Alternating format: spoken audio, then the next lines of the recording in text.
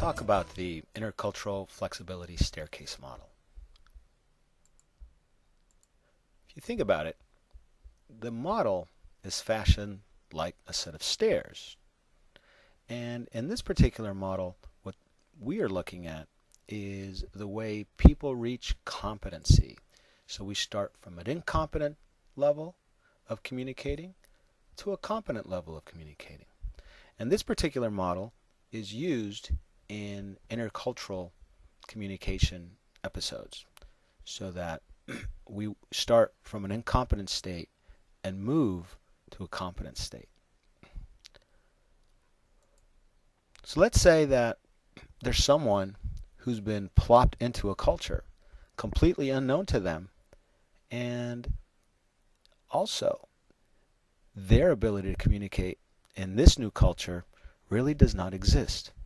And so according to this model, we start off in the first step. So let's look at that first step.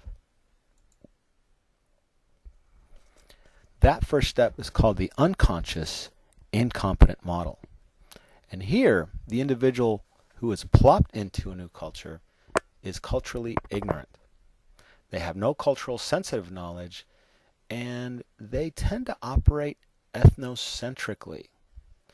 And here, it's unconscious incompetent because they don't know that the way they behave and the way they communicate is completely wrong, is incompetent and ineffective to that culture.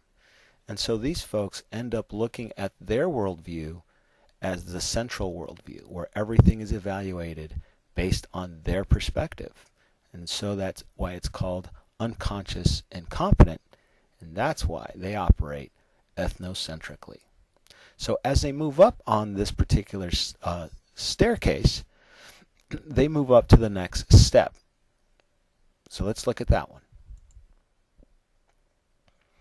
This next step is called the conscious incompetence step or stage.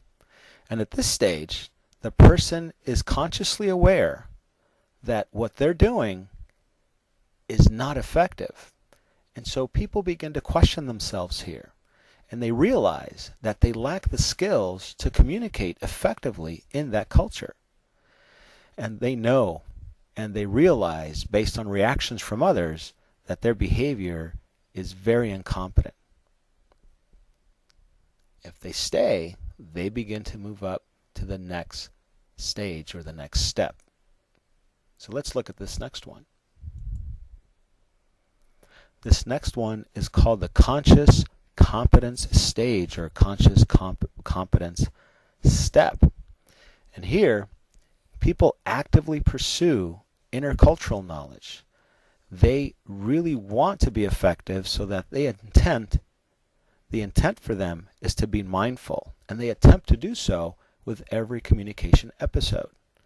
And here, what's interesting is that people begin to link their behavior with the attitude that they have not only of the language, but of the culture around them. And so here again, this step is called the conscious competence step or conscious competence stage. If they stay here again, they move to the last one. So if you recall from our first slide, our goal was to be competent. And here, they reach that stage. And this stage is called unconscious competence. And here, people behave mindlessly mindful. And they begin to internalize cues and adapt to the culture around them. And in a sense, people feel that their behavior, their activity is second nature, and so they operate on a mindful automatic pilot. And so here it becomes a very easy flow in conversing and behaving and in interacting in the culture around them. So in essence, we have these four steps: unconscious incompetence, conscious incompetence, conscious competence, and unconscious competence steps that take us from a very incompetent way of looking at the world and communicating to a very competent way where we internalize these norms and rules of interactions and we're able to communicate in a very natural and a very fluid way. And that is the intercultural flexibility staircase model. All right.